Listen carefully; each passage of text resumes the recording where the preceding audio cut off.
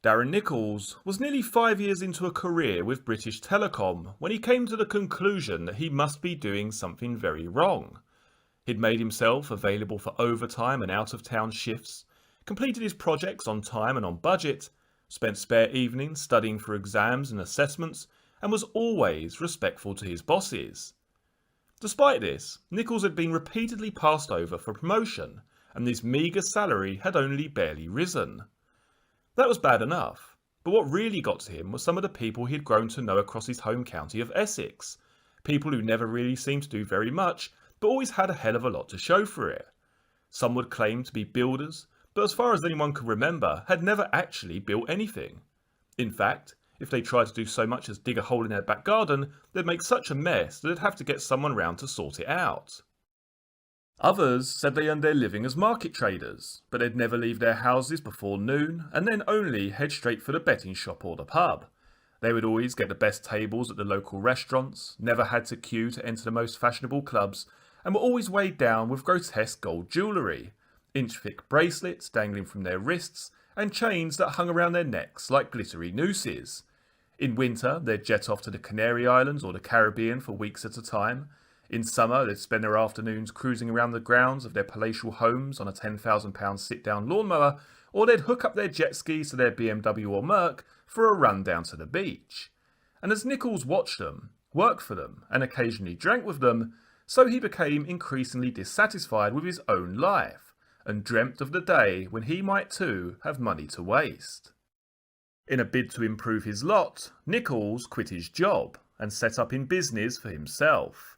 At first, he prospered and was making more money and working fewer hours than ever before, thanks to a contract with a major property firm that would build an estate full of houses and then hire Nicholls to do all the wiring.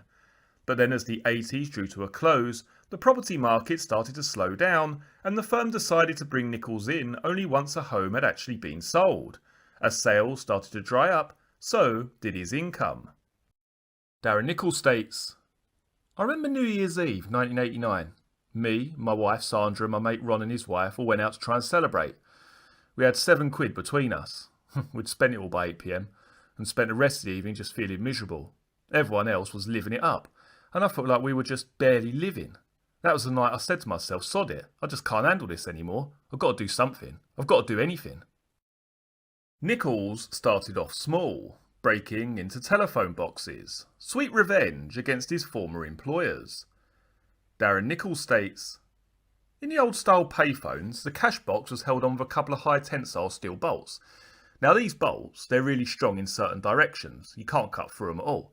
If you tried to lever the box off, you'd be there till the cows come home, and all you'd end up with would be a house full of cows. But the bolts can't take being stretched. So I worked out that if you put a hydraulic car jack underneath the box and pumped it a few times, the bolts would just snap, and the cash would be yours in less than 30 seconds. Now the first time I did it, well I was well nervous, me and my mate Ron driven out to this phone box in the middle of nowhere to put my theory to the test. I wasn't sure if it was going to work, so I got down on the floor for a better view of what was happening. We jacked, higher and higher, and suddenly there was this fucking enormous crack as the bolt snapped and the box fell off the wall right on my head, knocked me out cold. Ron just cracked up, pissed himself laughing. When I came around a minute later, he was still at it, rolling around on the floor, giggling his head off. Now this box was seriously heavy, weighed an absolute ton. We really thought we'd struck gold. We could hear all these coins moving about. The weight of it was just unbelievable. We thought we had mother loads. When we finally got home, we got the thing open. It was a bit of a shock. There was actually £3.30 inside.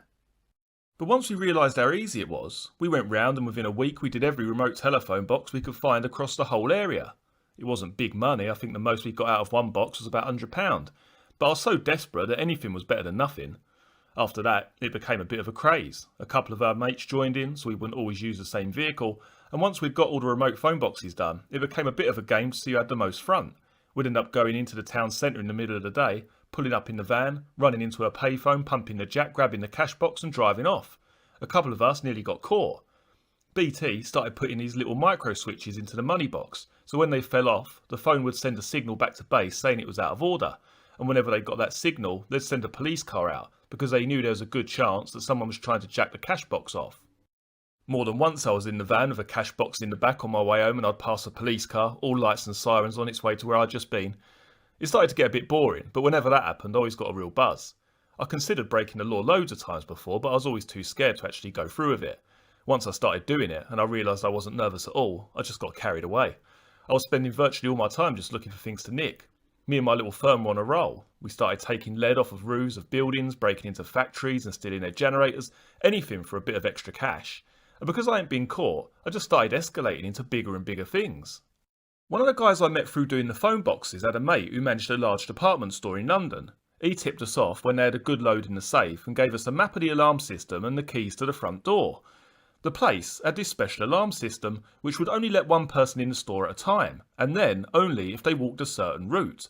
So once we got through the shutters and the front door, the three of us had to stand really close together and walk in time, like our feet were tied together. We got about halfway through when we heard this sound from the front. It turned out a bunch of girls out on the piss could see us through the window. They thought it was the funniest thing they'd ever seen, but we had to keep going to fool the alarm system. I don't know what they thought we were up to, but they didn't bother to call the police. When we finally got to the safe, there was £10,000 in it, so that was a real result. I was trying to keep Sandra out of it, but once I started making proper money rather than just a bit of extra change, she demanded to know exactly what was going on. She was horrified at first, but then when I started spending some of the money I'd made on her and the kids, she had calmed down for a little while and then got all panicky again. She was always saying to me, "You're going to go away, you're going to go away." But it got to a stage when I just couldn't do without it. Once you find out just how easy it can be, it becomes impossible to walk away from. Pretty soon I was doing something every week. Money-wise, things were a lot better than they were, but greed soon starts to take over. The problem with the petty stuff is that it doesn't pay very well, especially when you're sharing it with 2 or 3 other people. It's like the people who earn 15 grand a year, but are always broke and reckon if they only earned 18 grand that they'd have so much more cash to spare. But as soon as they get to 18 grand, they start moaning about how they need a few more grand. Crime's just the same. You do one robbery, make a little bit, then do a slightly bigger one, and the whole time you try and convince yourself that if you could just walk away with 25 grand, you wouldn't need to do it anymore. It was around this time that I got some part-time cash work on this farm in Brexted, repairing bits of machinery and keeping the generator running. As well as doing general farming, the guy had a few old barns on his land, which he rented out as cut-price business units. I got quite friendly with one of the guys who rented one, Mickey Donnelly, who along with his brother John had a reputation for being a bit of a hard case. There were all sorts of stories floating around about his exploits, and I'd heard that a couple of years earlier Mickey had been working this scam, which involved gold plating old pennies to make them look like sovereigns and then using them to rip off the jewellers. I knew he was up to something dodgy in his unit on the farm. After all, he was paying about £300 a week to rent what amounted to little more than a big garden shed. But I didn't know what. He was friendly enough, but whenever I used to talk to him about exactly what he was doing, he always got really cagey about it. I thought the coin thing sounded like a brilliant idea, and if he was still doing it, I wanted to get involved. Then one day, I got back from the pub to find the whole farm absolutely swarming with police. There were helicopters, dozens of vans, sniffer dogs, the lot. It turned out that Donnelly had been using his shed to run a little amphetamine factory. Donnelly ended up getting 7 years. That sounded like forever to me, but apparently it didn't bother him a bit. He was far more worried about the fact that the people who had put up the money to let him make the drugs were now seriously out of pocket, and they were threatening to make his life hell. Even though he was in prison, he was desperately looking for a way to earn some cash. In the end, he arranged with his brother John, who worked as a printer, to run off some counterfeit money. A lot of the people who had been working with Donnelly on the amphetamine had either been locked up or scared off, so he needed some extra pair of hands to help distribute it. That's when I got a message that Donnelly wanted to see me. He was on remand at Chelmsford at the time. I'd never been to a prison before. It was strange, exciting, a bit of an adventure really, going through the gates and all that. The thing is though, you can never really work out how the other person feels. You sit there, they come out, have a cup of tea and a chat and a bun, and then go off. And you sit there thinking, well, this ain't so bad. I don't know what the fuss is about. Because after a few minutes, you forget where you are, and it all seems normal. When I saw Donnelly, he sat me down and started to give me a lecture. It's like something out of Goodfellas. He was saying stuff like, "Okay, Darren, here's the rules. The first one is the most important one, alright? You never grass up your mates. Do you understand? Okay. Next, you never say anything to the police. Do you understand? Good. Okay. Now if you're willing to accept these rules, then you can join our little gang. But remember, if it all goes wrong, then you're going to end up in here with me. And if you do end up in here with me, and I find out you've crossed me, I'll fuck you up. I'll do you. And if I can't get to you to fuck you up myself, I'll get someone else to do it for me." About a month earlier, I remembered I'd seen a story in my local paper about a guy who'd been caught with some counterfeit money. I managed to dig it out down at the library. This bloke had been caught with about £50,000 worth of moody 20s and it was his first offence, so he'd been given a suspended sentence and a bit of a fine. Basically, he'd had his wrist slapped. Now, I knew it was illegal, but it didn't seem to be a crime that anyone took particularly seriously, so I decided to go for it. As far as I was concerned, I didn't have much to lose. Once I'd made my mind up, I just steamed into the whole thing. John was turning out these first-class tenors. They had a watermark and even had a metal line in them. The paper was a bit of a letdown, it always is, but they were good enough to afford the change machines and things like that, so they were a good buy. The first run was just £30,000, and the deal I was getting was that I could buy the finished notes for £2 each. I was taking up to £4,000 at a time, but selling it in smaller amounts, usually £40 for £100 worth, that sort of thing. So I was doubling my money and doing okay out of it. The next run was going to be a lot bigger, and the Donnelly brothers decided to get a friend of theirs, Martin Cymbalist, to join in. He'd just been made redundant from some job up north, and was desperate to earn a bit of extra cash so he could afford to move back to Essex. Because there was so much cash being produced, the whole thing escalated. I was selling it to people who were selling it to people who were selling it on again. The stuff was moving like hotcakes, and the money was rolling in. But the thing about money is that the more you earn, the more you go out and spend. Now, I don't know what I did with my newfound wealth, but I think a lot of it ended up going down the pub. I was just wasting it. Probably because I thought I'd be able to keep on selling it for a while. The money was coming in quite steadily, so I started giving out small amounts of credit rather than getting cash in advance like I normally did. One bloke, Billy Horn, took 20 grand off me and sold it to some blokes who were caught trying to pass them off in some shops in Rayleigh. They'd all got picked up before they'd had a chance to give Billy any of the money they'd made, so I was out of pocket. Horn was a weedy little git, and I think he was shit scared of me. He was terrified I was going to do something terrible to him. So he came round and explained that he knew some people who still wanted some money and that he'd put me in touch with them so that he could make back what he owed me.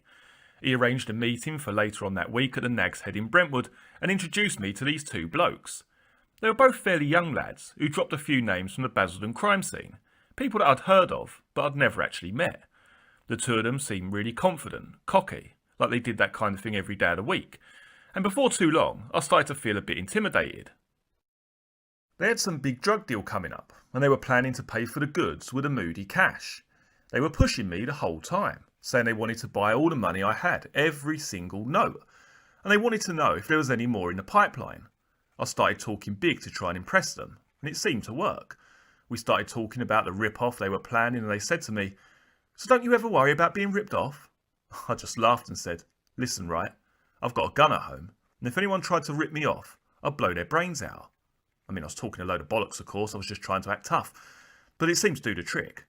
They almost looked impressed. They were saying, "Oh yeah, great idea, mate, nice one," and stuff like that. I remember it was around then that I started thinking they were a right pair of wankers, but business is business. In the end, we settled on £250,000 of counterfeit tenors. Now I knew that for that amount, I could buy them for £1.50 a note, I was selling them for £2.50 each, so in one fell swoop, I was going to make 25 grand. Now one of Donnelly's friends, a bit of a top crim called Jason, who I'd got to know quite well, he didn't like the sound of it. Too good to be true, he reckoned. He was one of those guys who was living a lifestyle that first made me want to get into crime, and he was really good at it. He'd been at it for years and had made a fortune, and had never got so much as a parking ticket. When I went to collect the money and I started telling him about it, he took me to one side and said, "This isn't right. I'm going to come along. You won't see me, but I'll be there, checking out the whole thing." The big day came, and I got down to the venue, a hotel at the South Mims motorway service station, about half an hour early. About 10 minutes before the guys were due to turn up, I went to the toilet, and as I was standing there having a piss, Jason appeared next to me. He leaned over and whispered, "You, mate, are nicked. That place is packed full of old Bill. I'm really sorry, but you're nicked. I told you this deal was no good. If I was you, I'd get hold of your mates now and tell them to get out of there. This is a trap." Then he turned around and walked off. I looked around the foyer and couldn't see a hair out of place.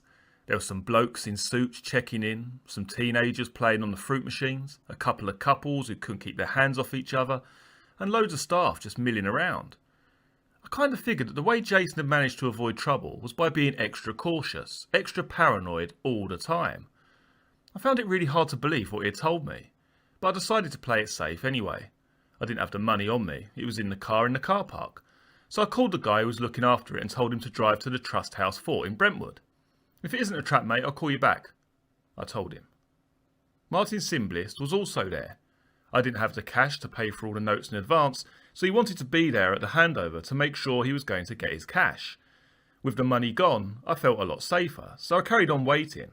But half an hour after the guys were supposed to be there, they still hadn't turned up.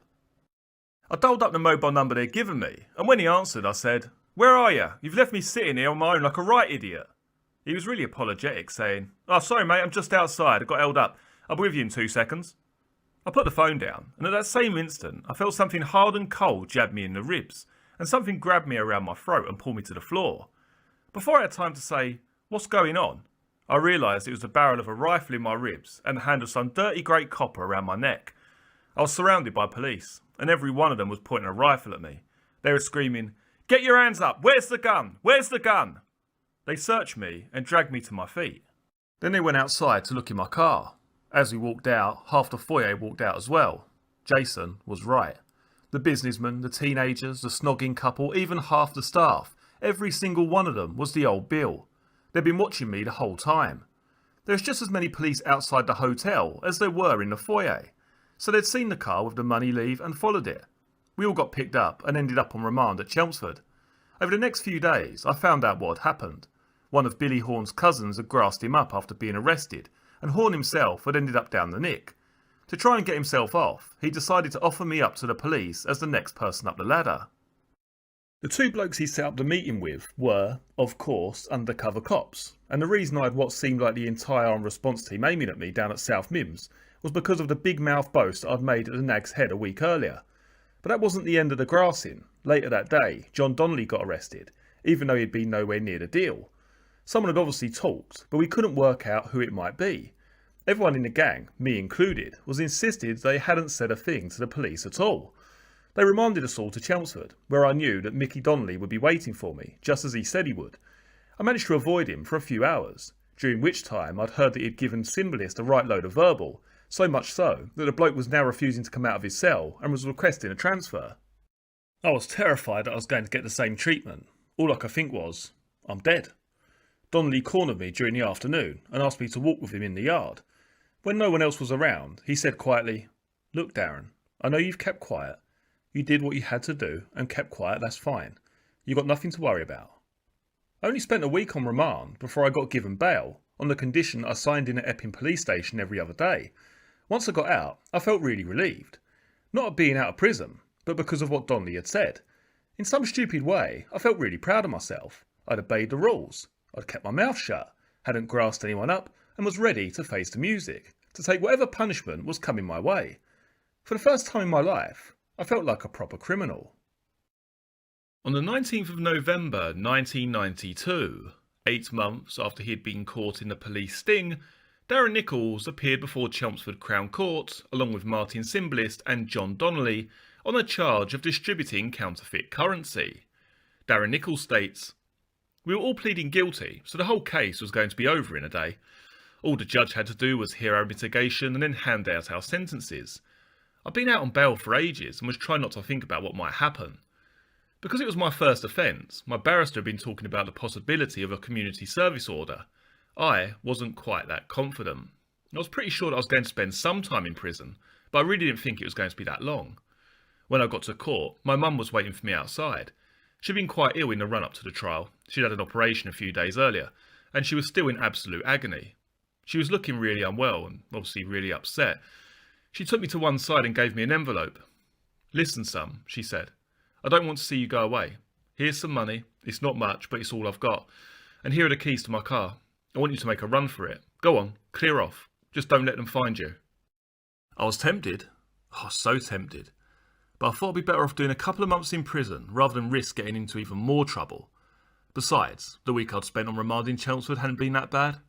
I thought I could handle it. "Nah, Mum, I've done wrong, and I've got to be punished. That's what you've always taught me. I'll just go and get it over with, and before you know it, life will be back to normal." I went and stood in the dock, and the judge started his spiel. Then gave Donnelly, who was basically seen as being in charge of the whole operation, 4.5 years. Donnelly was well pleased with that, and so was I. I thought perhaps we had a really lenient judge, and I was going to walk. But then he gave Symbolist, who had been responsible for cutting the notes up and adding the metal line, 4 years. Symbolist just collapsed and started crying like a baby. He'd given evidence against me and Donnelly in the hope that he'd get off, and because of the two of us had both pled guilty, Symbolist couldn't get any credit. I'd been told that I'd get roughly half of what Symbolist got, so I was still pretty hopeful. When the judge started talking about me, it was as if it was just me and him in the courtroom. I was watching his lips really closely, listening to every word he was saying and just waiting, urging him to say 2 years, 2 years. And then he did. Only it came out wrong. It sounded like 3 years. And I was thinking, what's he on about? It just didn't sink in. I just stood there, couldn't speak, couldn't say a word. I looked around the courtroom and saw my solicitor with his head bowed, packing away his papers. My mum crying. Then I was taken away, down into the cells. I wanted to scream and shout and smash the doors in, but there was no point. It was all over. I wanted to kick myself. I should have taken my mum's offer and just pissed off out of there. Sometimes I still wonder how different my life would have been if I had. My mum came to see me in the cells, putting on a brave face. I told her not to worry, that I had learnt my lesson. I know 81% of people with convictions re-offend, but I aim to be one of the 19%, I said. She managed a weak smile. And then she was gone. Sandra didn't come to the court. I didn't want her to be there. I knew she'd take it really badly if she was there when I went down. When my mum told her about it, she just cracked up and cried and cried. I tried to call her later that night, but she didn't want to speak to me. She just kept saying how much I'd let her and the kids down,